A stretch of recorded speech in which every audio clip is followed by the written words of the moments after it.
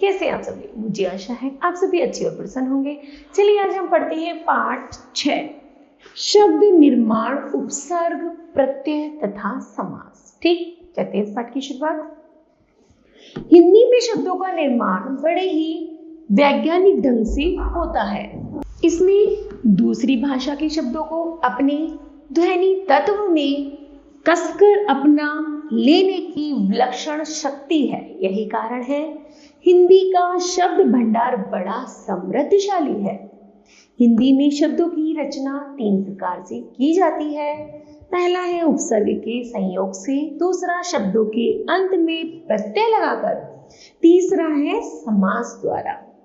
किसी भी प्राणी या पदार्थ से प्राप्त शब्द या वाणी के अनुकरण से शब्दों की रचना की जाती है, जिन्हें हम पुनरुक्त भी कहते हैं। आइए ऐसे उपसर्ग व प्रत्ययों के बारे में जानकारी प्राप्त करें। ठीक है, चलिए पहला है उपसर्ग। खुश जमा बो, शब्द बना खुशबू। उसी तरह है सम में न्यासी जोड़ा तो शब्द बना सन्यासी। उपसर्ग जोड़ा नी और नी में वास का जोड़ा तो शब्द बनेगा निवास। ठीक, उपयुक्त दिए गए खुशबू, सन्यासी तथा निवास शब्दों में बू, न्यासी तथा मास मूल शब्द हैं, जिनके पहले क्रमशः खुश, सम तथा नी शब्दांश लगाकर नवीन शब्दों का निर्माण किया गया है।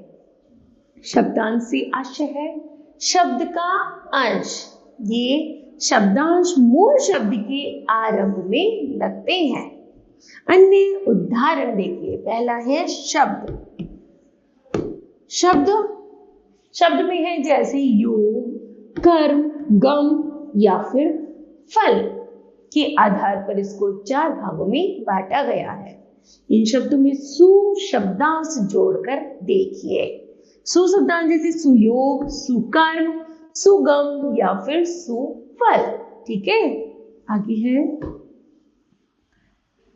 ऊपर दिए गए शब्दों से आप समझ गए होंगे कि मूल शब्द से पहले सु शब्दांश जुड़ने से शब्दों का अर्थ बदल गया है। इस प्रकार ये शब्दांश ही उपसर्ग कहलाते हैं। उपसर्गों का अपना कोई स्वतंत्र अर्थ नहीं होता है, किंतु किसी शब्द या धातु से पहले लगकर ये उसका अर्थ बदल देते हैं। जैसे ज्ञान शब्द के पूर्व में आ उपसर्ग लगा दिया जाए तो यह अज्ञान शब्द बन जाएगा, यानी ज्ञान का विलोम शब्द है अज्ञान।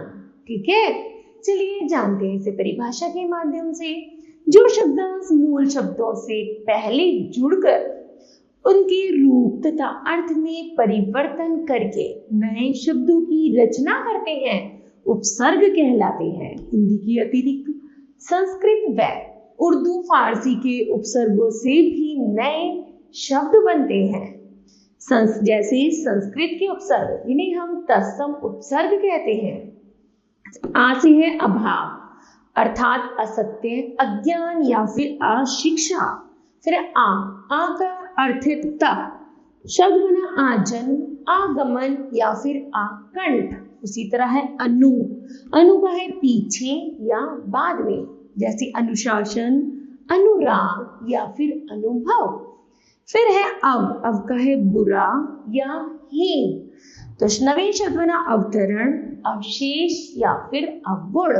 आगे है अति का है बहुत अधिक, शब्द बनता है अत्यंत, अत्यधिक, अति अधिक या फिर अतिरिक्त। आगे है अन का है अभाव, शब्द बना अनुचित, अनादर या फिर अनिच्छा। फिर अधि का अर्थ होता है ऊंची या श्रेष्ठ, शब्द बनता है अधिपति, अधिकरण या फिर अधिनायक। फिर अप का अर्थ है अनुचित, शब्द बनता है अपवाद, अपशब्द या फिर अपमान। फिर अभि का अर्थ है सामने या चारों ओर, शब्द बनता है अभिनय, अभिप्राय, अभिमान। फिर उप का है समान या निकट, शब्द बनता है उपयोग, उपमंत्री या फिर उपनाम। फिर है उत, उत का अर्थ है श्रेष्ठ या ऊंचा, शब्द बनता है उद्योग, उद्घाटन। फिर है प्र, प्र का है आगे या अधिक, शब्द बनता है प्रगति, प्रख्यात या फिर प्रकृति। फिर है परा, परा का अर्थ होता है विपरीत, शब्द बनता है पराक्रम, पराजय या फिर पराभव। फिर है नी या निर, से शब्द बना रहित या फिर बिना, शब्द बनता है निर्धन, निर्गुण या फिर निराशा। नी से बना निपुणता या अधिकता, शब्द बनता है निवास, निबंध या फिर निवारण। फिर है दू या दु का है बुरा, शब्द बनता है दुर्घटना, दुर्भाग्य या फिर दुराचार। उसी तरह कु का अर्थ है बुरा, शब्द बना कुकर्म, कुपुत्र या फिर कुपात्र। आगे है वी ने भिन्नता है या फिर विशेषता, शब्द बनता है विदेश, विजय या फिर विनाश। फिर है से का अर्थ है सहित, शब्द बनता है सकल, सहित या फिर सप्रसंग। फिर है सम का अर्थ है अच्छा, संकल्प, संयोग या फिर संभव। फिर है सु का है सहज या शुभ, शब्द बनता है सुकर्म, सुफल, सुयोग। आगे है प्रति, प्रति का अर्थ है हर एक, सामने या वृद्ध, शब्द बनता है प्रतीक, प्रतिध्वनि या प्रतिरक्षण। फिर है परि, परि का अर्थ है चारों ओर, शब्द बनता है परिक्रमा, परिपूर्ण, परीक्षा आदि। ठीक है, आगे है हिंदी के उपसर्ग। हिंदी के उपसर्ग जैसे अव या ओ का अर्थ है ही, शब्द ना अवनति या अवगुण। अन का अर्थ अभाव या निषेध, शब्द बनता है अनमोल, अनजान या फिर अनपढ़। आगे है अध, अध का है आधा, शब्द बना अधमरा, अधपका या फिर अधखिला। आगे है नी का शब्द रहित, शब्द बना निकम्मा, निठल्ला या फिर निहत्या। आगे है से का अर्थ है अच्छा या सहित, शब्द बनता है सपरिवार, सकुशल या फिर सपूत। आगे है पर का अर्थ है दूसरी पीढ़ी का, शब्द बनता है परपोता, परनाना, परदादा। उनका अर्थ है एक कम, शब्द बनता है 59, 29 या फिर 39। आगे है भर से अर्थ बना भरा हुआ, शब्द बनता है भरपेट, भरपूर, भरमार। ठीक है, चलिए आगे है उर्दू फारसी के उपसर्ग। जैसे एन का अर्थ है ठीक या पूरा, शब्द बनता है एन मौका, एन वक्त। कम का अर्थ है थोड़ा या हीन, शब्द बनता है कमअकल, कमजोर या फिर कम खर्च। आगे है खुश करते श्रेष्ठ या अच्छा, शब्द अर्थ बनता है खुश मिजाज, खुश नसीब या फिर खुश किस्मत। आगे है गैर करते भिन्न, शब्द बनता है गैर सरकारी, गैर हाजिर या फिर गैर कानूनी। आगे है ना करते नहीं, शब्द बनता है नापसंद, नालायक या फिर नासमझ।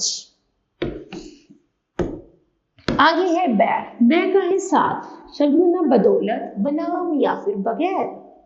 बे का है अभाव या बिना, शब्द बनता है बेअदब, बेइज्जत या फिर बेदाग। आगे है बद करते हैं बुरा, शब्द बना बदसूरत, बदनाम, बदकिस्मत।